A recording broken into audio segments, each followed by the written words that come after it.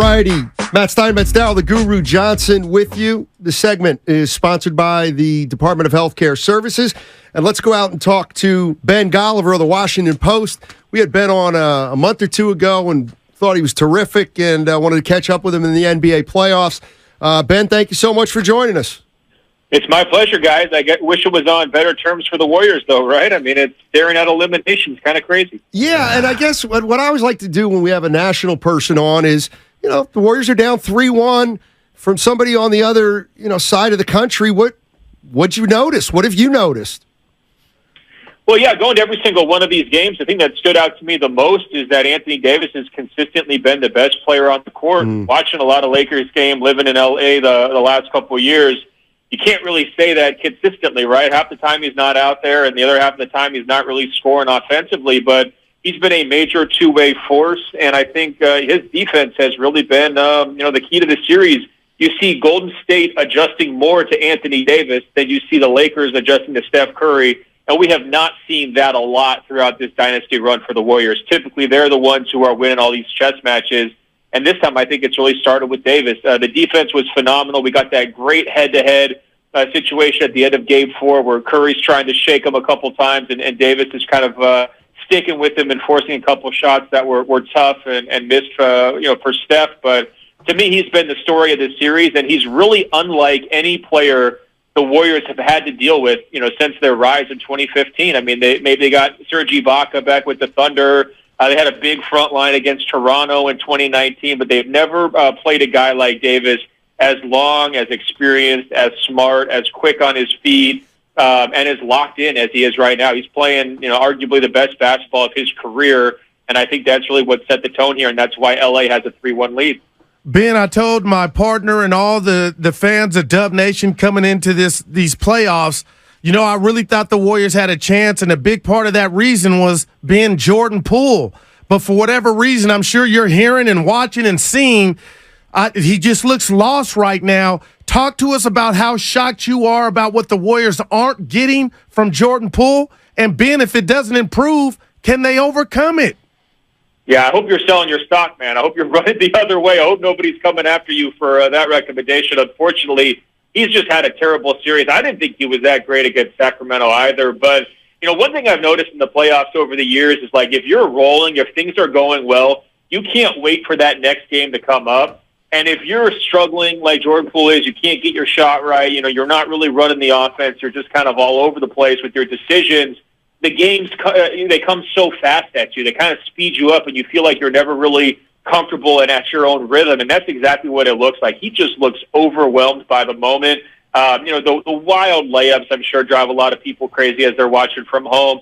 He just can't get his jump shot right. To me, that's the most surprising part, because we know he's a better shooter than this.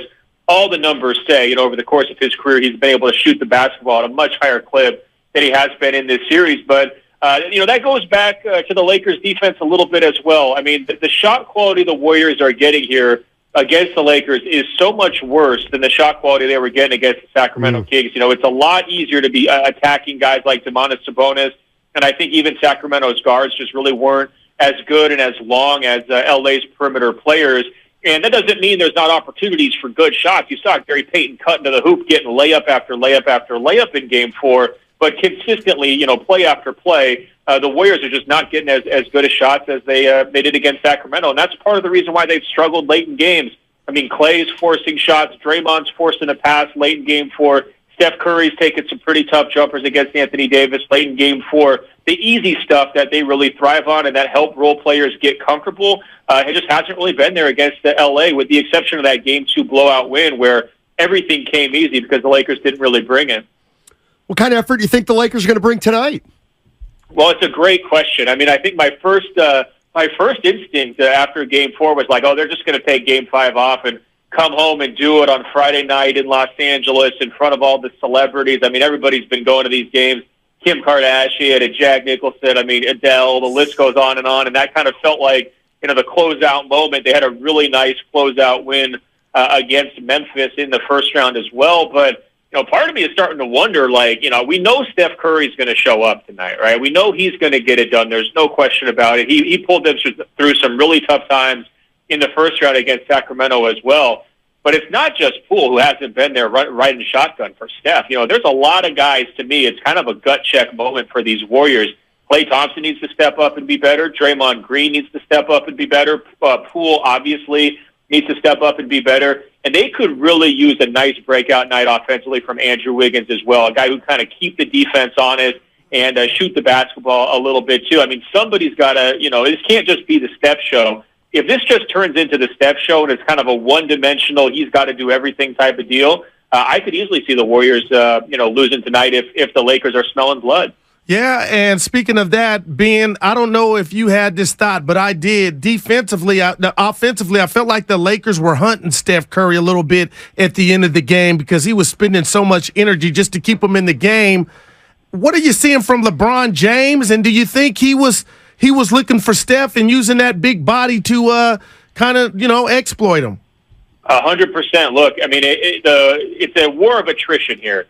I think the Warriors have been trying to wear down Anthony Davis, make him work as hard as possible, try to run LeBron James a little bit, try to wear him down.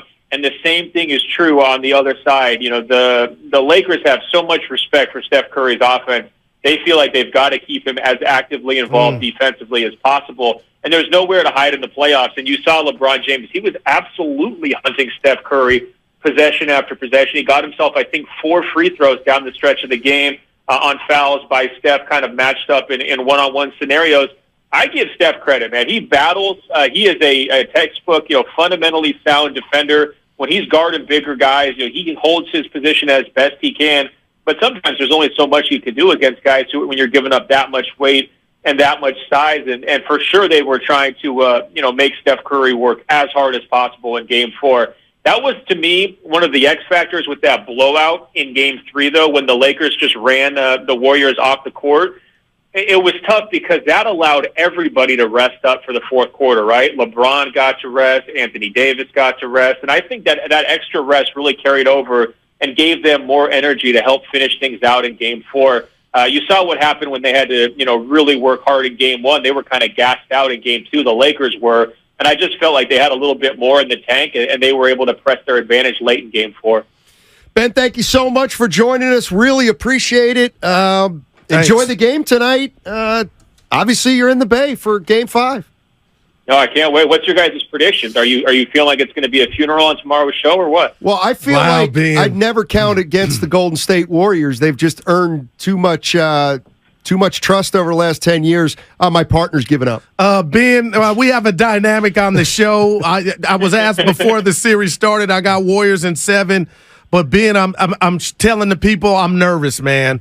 And hopefully the Warriors get it done in 7, but we'll see tonight. And the first half, Ben, from a Warrior standpoint, will tell me, if we got a game or if they kind of packed it up. So we'll see how it goes. I hear you. And I've been hearing a lot of nerves from people today, just kind of running around errands. I would just say this. Here's my challenge, Crypto.com Arena is a lot louder than Chase Center in this series. So I think if you're nervous, you can make up for it as a fan. You got to be out there and be cheering loud, because I think there's been a real home court advantage for the Lakers over the Warriors. And that's the first time I could ever say that across a series for the Warriors. I've been covering them since the 2015 finals run. So I think channel those nerves positively, man. Yeah. Hey, Ben, thank you so much for joining us. Appreciate it, man. Enjoy. All right, take care, guys. Yes, sir. Wow. Ben's fired up, Ben Steiny. telling Warrior fans, you stink. Ben Golliver, Washington Post, national writer, basically, hey, Warrior fans, you stink.